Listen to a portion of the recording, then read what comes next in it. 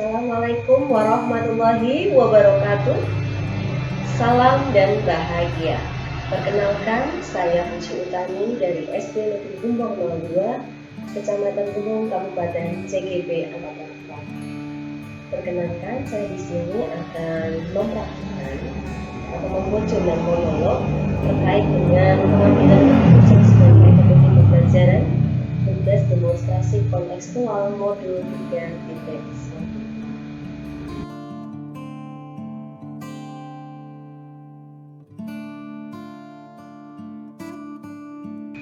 Sebagai seorang pendidik, seringkali dihadapkan dengan kondisi memilih antara dua pilihan yang sangat berat.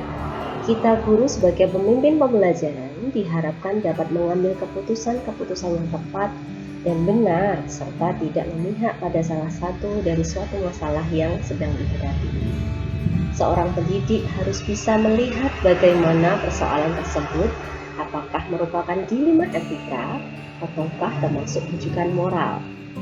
Dalam modul 3.1 ini, saya mempelajari dilema etika dan rujukan moral yang nantinya diharapkan dapat digunakan dalam kehidupan sehari-hari untuk mengambil sebuah keputusan sebagai seorang pemimpin pembelajaran. Ilmu yang saya dapatkan dalam modul 3.1 ini akan saya bagikan kepada rekan-rekan guru atau rekan sejawat di SD Negeri Gembong 02. Langkah yang saya lakukan pertama yaitu sosialisasi kepada rekan sejawat di sekolah dengan cara memanfaatkan waktu-waktu luang untuk berdiskusi dalam sebuah kelompok yang sudah kami buat, yaitu komunitas praktisi kami SD Negeri Gembong 02. Komunitas praktisi kami buat dengan tujuan untuk meningkatkan pengembangan kompetensi yang dimiliki oleh guru. Pertemuannya biasanya dilaksanakan 1 kali dalam seminggu. Langkah yang kedua yaitu sosialisasi melalui media sosial yang saya miliki seperti Facebook, WhatsApp, ataupun Instagram. Dalam kesempatan tersebut saya akan mencoba untuk berbagi bersama dengan rekan-rekan guru tentang pengalaman yang sudah saya dapatkan ketika belajar tentang cara pengambilan keputusan.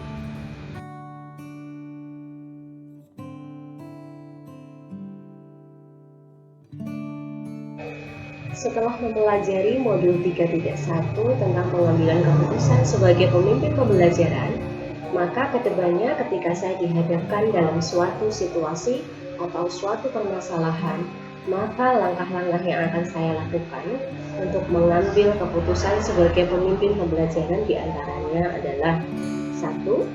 Saya terlebih dahulu akan menganalisis dan menentukan apakah masalah yang saya hadapi termasuk ke dalam dilema etika ataukah termasuk rujukan moral. Yang kedua, menentukan paradigma apa yang ada pada masalah tersebut. Secara umum ada pola, model, atau paradigma yang terjadi pada situasi dilema etika yang bisa dikategorikan sebagai berikut, yaitu individu lawan masyarakat, rasa keadilan lawan rasa kasihan, kebenaran lawan kesetiaan, jangka pendek lawan jangka panjang. Langkah yang ketiga, saya akan menentukan prinsip yang akan digunakan dalam pengambilan keputusan. Prinsip-prinsip yang dimaksud yaitu prinsip berpikir berbasis hasil, prinsip berpikir berbasis rasa peduli, dan prinsip berpikir berbasis peraturan. Langkah yang keempat yaitu saya akan menguji keputusan yang saya ambil melalui 9 langkah pengambilan dan pengujian keputusan. Langkah-langkahnya, yang pertama menentukan nilai-nilai yang bertentangan pada permasalahan yang sedang dihadapi. 2. Menentukan siapa saja yang terlibat dalam situasi tersebut. Yang ketiga, menentukan fakta-fakta yang relevan dalam situasi tersebut. Yang keempat, melakukan uji benar versus salah dalam situasi tersebut, yaitu uji legal, uji regulasi, uji intuisi, dan juga uji publikasi. Yang terakhir adalah melakukan uji panutan atau idola. Langkah yang kelima yaitu menentukan paradigma yang terjadi pada kasus yang dihadapi. Langkah 6, menentukan prinsip yang akan digunakan. Langkah ketujuh, menentukan penyelesaian yang kreatif untuk menyelesaikan masalah. Yang kedelapan, menentukan keputusan yang akan diambil. Dan yang terakhir 9, langkah 9, yaitu melihat kembali keputusan yang diambil dan merefleksikannya.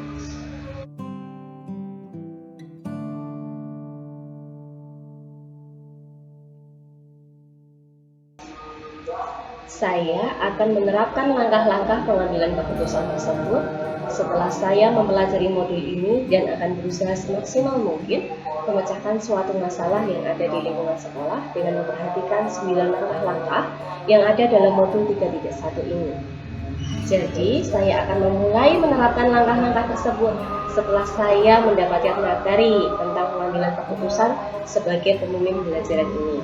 Maka saya akan mencoba mempraktikkan dalam kehidupan sehari-hari yang saya jalani di lingkungan sekolah maupun di lingkungan masyarakat. Sebagai seorang pendidik, saya sangat merasa terbantu dengan penjelasan materi dari modul 3.1 ini, sebab dalam kehidupan sehari-hari saya sering menemukan dilema, tetapi saya belum bisa memanage sebuah keputusan dengan baik, terutama saat menemukan masalah belajar pada siswa. Melalui semua materi yang telah dipelajari dari modul 3.1 ini, sudah seharusnya memberikan keputusan yang bersifat positif, sehingga membuat orang-orang di lingkungan saya merasa nyaman dan tenang. Hal itu dilakukan juga untuk memerdekakan murid dalam mencapai keselamatan dan kebahagiaan dalam belajar.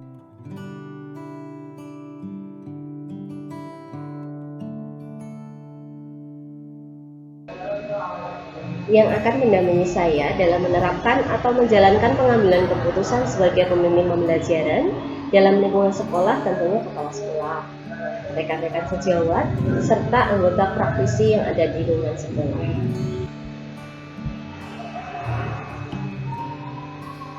Dalam hal mengukur efektivitas pengambilan keputusan, tentunya saya dapat melihat dari refleksi saya setelah melakukan pengambilan keputusan, sehingga saya bisa merasa bahwa keputusan yang saya ambil tidak ada pihak yang dirugikan. Karena pengambilan keputusan yang tepat adalah mencari solusi terbaik bagaimana mendapatkan keputusan yang benar dan benar. Pengambilan keputusan yang tepat dalam memimpin pembelajaran adalah pengambilan keputusan yang mampu menyeimbangkan antara dua pihak atau antara dua opsi yang ada dengan pilihan yang tepat dan benar, sehingga tidak merugikan salah satunya. Dalam mengkritisi suatu pengambilan keputusan atau membuat suatu keputusan yang kreatif, inovatif, dan efisien sebagai seorang pemimpin pembelajaran, maka sangat penting untuk mempraktikkan aspek-aspek apa saja yang perlu dilakukan atau diperhatikan sebelum dan sesudah pengambilan suatu keputusan. Dari pengalaman dan latar belakang tempat kita bekerja, yaitu di institusi pendidikan, dilema etika adalah sebuah kasus yang sangat berat yang sering kita hadapi dari setiap kejadian. Demikian tadi paparan dari jurnal monolog yang sudah saya buat sebagai tugas demonstrasi kontekstual modul 3.1. Terima kasih, salam dan bahagia. Assalamualaikum warahmatullahi wabarakatuh.